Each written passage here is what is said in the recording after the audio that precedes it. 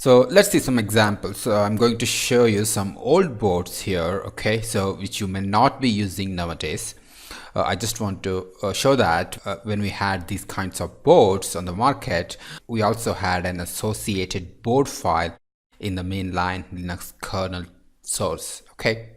For example, the EVM of AM3517 was using this board file. Okay, the DevKit 8000 board was using this board file. The Beaglebone, which was based on OMAP 3530 SoC, was using this board file. The Pandora, which was the gaming device manufactured by Open Pandora, was using this board file for that product. Okay, and the Touchbook from Always Innovating was using this board file to configure their products. Okay, so every single board or a product was using their own board file, okay, to work with their hardware in the mainline Linux kernel source. This is actually an old story. Okay, so now this is no longer valid with the introduction of DTB, which we'll see in a moment. So ideally, each board should have its own board file. The naming convention used for the board file is board hyphen the name of the board .c. Okay, but after the introduction of device tree, you may not see separate board files for each new board or a product in the market. Okay, for example, check in this directory Mac OMAP2 and you just see 1 or 2 or 3 board files. Okay, this is the power of device tree. The newer kernel versions, okay, no longer hold board files related to each new board which comes with different variation of the SoC into the market. Okay,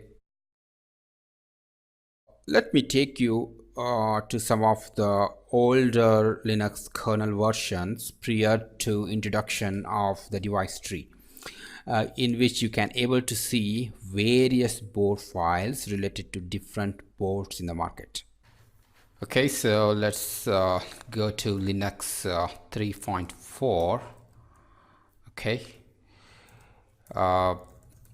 so now I am in one of the older Linux kernel. So here let's go to Arch let's go to machine OMAP2. So here let's just search for the board files. Alright, so you can see here there are lots of board files present in this directory, in this machine directory. Okay, so which is no longer valid in the newer kernel versions. And this is what I was explaining a few minutes back, that each board had separate board file, okay, through which board going to be get initialized. Okay, for example, the Beaglebone was using this board file. The Touchbook was using this board file. Okay, the Panda board was using this this board file, which was based on OMAP4. So now this is not true. Okay, so now all these board files are removed and there are only one generic board file, okay, which is suitable for all the SoCs which are based on OMAP2 or OMAP2 plus SoCs. Okay, so let's go to one of the board file and see what they were actually doing. Okay, so let's go to, let's say, okay, OMAP4, okay, Panda board. Okay, so I'll just go to the end. All right, and here you can see this is actually their platform registration. Okay, so this actually so when the Linux kernel comes to know that it is running on the OMAP4 Panda board, then it triggers all these initialization code. Okay, so which is implemented in this file. So you will basically see, okay, this init function. Okay, in every board if you open, you will see one init function. From there they will initialize lots of peripherals of the board. Okay, the interesting thing about the Panda board was actually it had onboard WLAN chip. Okay, here you can see that they are initializing that onboard WLAN chip through this file. Okay, like they are adding it as a platform device. Okay, and here you can see they are initializing the I2C interface, they are initializing the OMAP serial interface, the SDRC, okay, etc., the USB, the display, etc. Okay, so all these are actually use the machine shared common data, okay, which I was talking a few minutes back, to initialize the board. Okay, so here you can see there are lots of code, isn't it, which are basically needed to add different peripherals of the board as a platform device, okay, to the Linux kernel subsystem. But if you look at newer kernel version, everything is remote. All these data are actually moved to the DTP. Okay, so let's quit this and let's open another board file. Let's say OMAP3, let's say beagle.c. Okay, and let's go to the end. As you can see, it explains that this is actually for OMAP3 Beagle board. Okay, and here also you can see one init function. Okay, that is OMAP3 Beagle init, and here also you can see that there are lots of platform device additions, and in this file also you can see there is a high-speed MMC initialization, the I2C initialization, the serial initialization, the USB initialization, etc., etc. Okay, so all these codes actually call the machine shared common code, which is present in the machine directory to initialize the system. Okay, and any onboard peripherals will be added as a platform device in this file. Okay, great. So that was the story in the older Linux kernels. Okay, so now let's go back to our newer kernel version, that is our Linux 4.4. okay, and if you go to our machine directory now, okay, and if you do the same thing here, okay, here you can see the most of the board files are removed. Okay, so now you will see very few board files. So actually what happened to those board files which we just saw? So we should thank to the DTB, because after the introduction of DTB, all those initialization which you just saw actually moved to the DTB. Okay, so now there is only one board file, okay, called board generic.c, which will be used for any board which is based on OMAP2 or OMAP2 plus SOCs. Okay, so but there are still some legacy board files present on this Linux version. Okay, but that's okay. Okay, they might have kept it for some testing purposes. So if you go and check the latest Linux kernel version, that is 4.11, you can see that most of these codes are removed.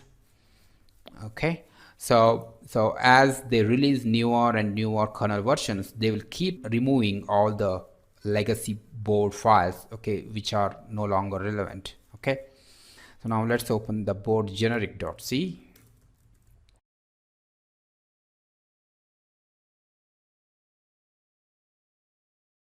Okay, so now you can see this board file is quite simple. Okay, so now you don't see any initialization functions and the platform device additions, etc. you don't see now. Okay, so this board file is very simple, and okay, so now they have only one init, that is OMAP generic init. Okay, so which is suitable for all the platforms. And the interesting thing about this board file is, here you can see there is a support for multiple platforms. Okay, the previously a board file is actually tied to a single platform, isn't it? Example, the Pandora board file, you cannot use it for, say, Beagleboard. Okay, the Beagleboard's board file, you cannot use it for, let's say, the touchbook, right? So each board file was tied to a single board, but in this case it is generalized. That means one single board file will have support for various platforms.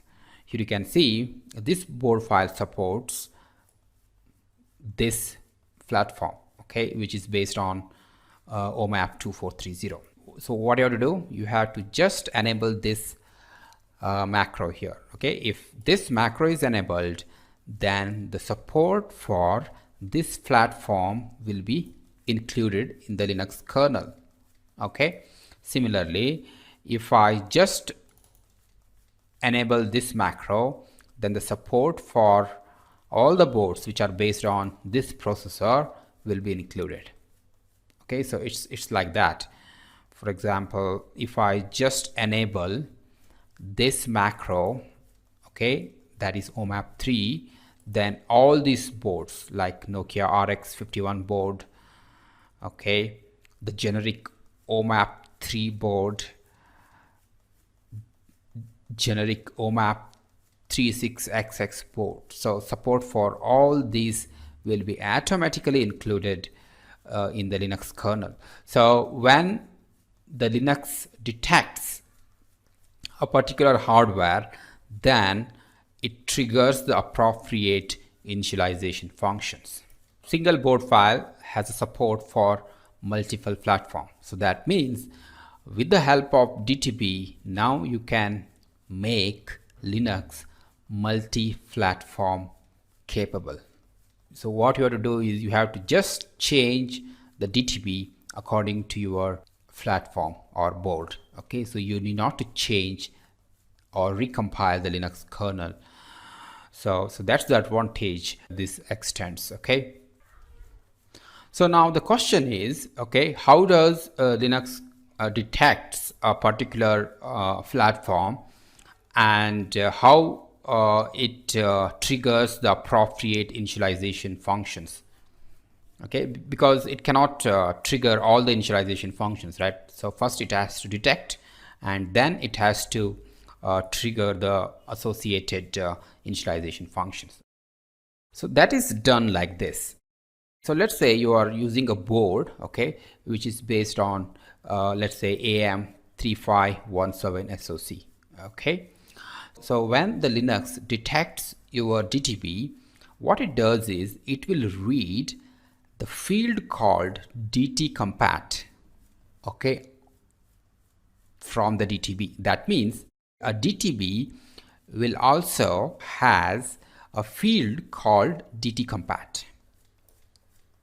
Okay, so Linux first read that field. Okay, then what it does is it will run a comparison function, okay, in which the Linux compares DTB's dtcompat field with every machine registration over here. Okay, so that means, so you can see that this dtcompat is initialized to this one, right? So that means this one. Okay, so what Linux does is it will compare this string, okay, with DTB's dtcompat field. Okay, if a match is found, then the Linux comes to know that, okay, this is a platform, and it will trigger all these initialization routines. Okay, so that's how the platform or your board gets initialized. Okay, so I will explain once again. Let's say you have a DTB for, let's say, TI-816 based board. Okay, if your DTB, so your DTB will also have a field called dtcompat. Okay, if DTB's dtcompat value is equal to this value, okay, then the Linux will understand that your board is running with this SoC, so that's why it will trigger all these initialization functions. Okay, so only thing is you have to now keep changing the DTB, okay, instead of keep building the Linux kernel for different boards. All right, so that's how it works. So that's the advantage the DTB extends. Okay, great. So that's all I wanted to talk about the board files organization in the Linux kernel. And in the next lecture, I will talk about the driver code organization of the various peripherals of the SoC. So I'll see you in the next lecture.